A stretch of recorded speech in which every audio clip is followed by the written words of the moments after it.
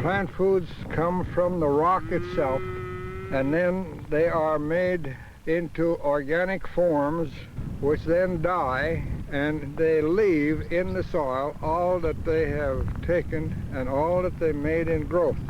Now when this accumulates, the soil becomes black, as the one we saw over here.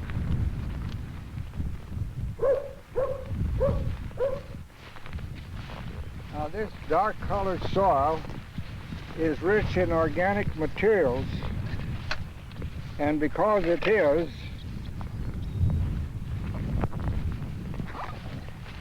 it can support a heavy growth of vegetation, and the roots hold these additions in place and within reach of new life.